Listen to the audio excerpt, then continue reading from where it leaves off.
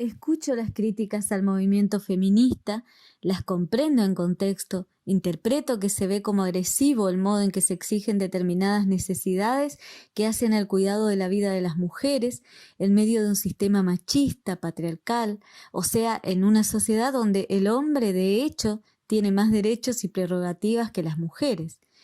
Pero me parece que no se hacen estas críticas con el ánimo de ofrecer una mejor utopía, superadora, sino que a mi entender son muestras, pruebas de ese mismo sistema patriarcal que nos restringe la mirada. Entonces, en ciertos lugares y ámbitos uno a uno habla de feminismo y de ESI y se ven gestos y palabras de desaprobación, hasta en personas de buena voluntad, porque se malentiende, creo, lo que son el uno y la otra. Aquí está una de las tareas no solo de las escuelas, me parece, sino de medios de comunicación responsables y de ciudadanas y ciudadanos de bien. Informar y difundir, en primer lugar, con la verdad de lo que es la ESI, claramente. Podríamos empezar diciendo lo que no son básicamente. El feminismo no es un movimiento, una visión o expresión contra el hombre, sino contra el machismo del sistema patriarcal, contra ese machismo por el que está formateado y que se ve concretamente en sus pensamientos, lenguaje y acciones que dejan ver, en las distintas etapas de su vida de manera diferente, claro, que concibe a la mujer como inferior o como un objeto.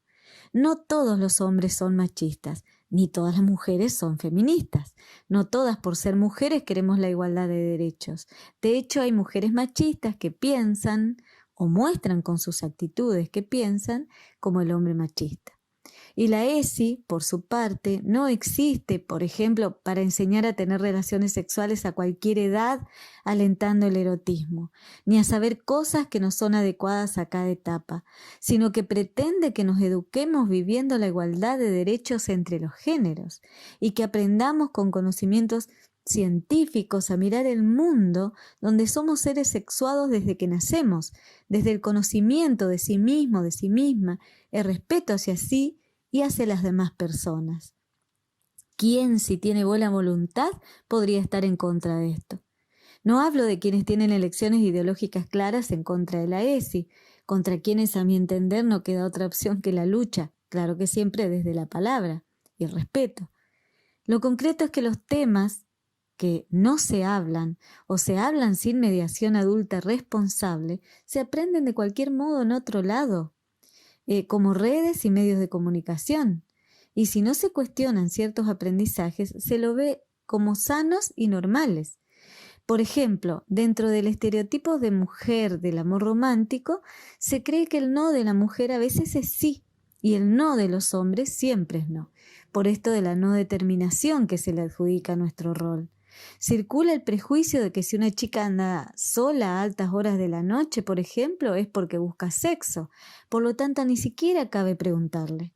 Y no se piensa lo mismo del hombre, que por otra parte se cree que tiene impulsos que no puede controlar y necesidades sexuales superiores a las de las mujeres.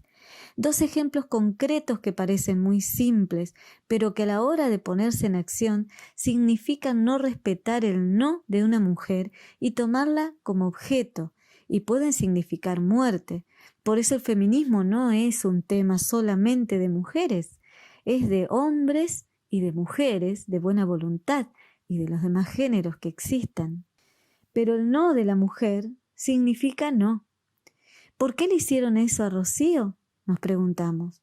Porque pueden, porque son hombres machistas a quienes no se les debe decir que no, según lo que aprendieron ellos de distintas formas dentro de un modelo romántico de lo que las relaciones deben ser. Rocío dijo no. Y si esos chicos hubieran tenido acceso a más contenidos de ESI, a más espacios cotidianos y sistemáticos de tratamiento de diferentes temas desde una perspectiva de género, quizás hubieran entendido ese no y ni siquiera hubieran pensado en la idea de que tenían derecho a tocarla de todos modos. Su inconsciente, su subjetividad, estaría construida de otra manera. Quizás no fueron a la escuela secundaria, no lo sé. Pero desde el nivel inicial, jardines maternales y jardines de infantes, la ESI es necesaria y no es una opción, pues es ley nacional. no es una crítica hacia las escuelas, sino hacia quienes objetan la ESI y hacen más difícil el trabajo docente, poniéndolo bajo la mira de la sospecha cotidiana. Y por cierto también hacia quienes dentro de las escuelas no la dejan ser parte de sus prácticas, porque la necesitamos. Más que crítica es un clamor, una apelación a la reflexión generosa, desde el dolor que cualquier ser empático puede sentir ante la atrocidad de las vejaciones, los golpes, el dolor causado a una casi niña que fue también estudiante nuestra de alguna de nuestras escuelas, que ya no está más, que ni 15 va a cumplir, que se fue sufriendo, indefensa, tremendamente vulnerada en una madrugada fría de toda frialdad. No sucedió solo porque la ESI no es todo lo normal que debería ser en las escuelas, por supuesto. Hay más factores en juego y una realidad violenta que engendra violencia y no se transforma solo con más y mejor educación, pues las necesidades materiales de existencia, por ejemplo, son cruciales. Pero la ESI está dentro de las tareas estructurales que debemos accionar las escuelas, como parte del Estado que somos, para crear una sociedad más igualitaria entre hombres y mujeres, una sociedad en la que una niña pueda estar segura con sus amigos a toda hora, y donde el no de las mujeres sea comprendido y aceptado naturalmente como no, tal como el no de los hombres es aceptado naturalmente como no. Para eso es impostergable la ESI. A esa sociedad simplemente se aspira al incluir al género femenino en el lenguaje. Otro ejemplo, se busca concretar el derecho a ser nombradas y con nosotras a todos los demás géneros. No es contra el hombre el lenguaje inclusivo, es a favor de que en el lenguaje que forma nuestro pensamiento tengamos el lugar que debemos tener por el derecho de existir. No es una agresión contra el hombre o la Real Academia Española, que decide cómo deberíamos hablar. Con barras, con X al final, con arroba, con visibilizamos que no solo el género masculino existe, e iremos logrando que la Real Academia lo acepte e incorpore a su normalidad, como pasó con otros casos, porque la Real Academia está hecha para el lenguaje, que está vivo, porque es construido por seres humanos, que evoluciona junto con la cultura, y no al revés. No está hecho de una vez y para siempre el lenguaje en función de la Real Academia, quiero decir.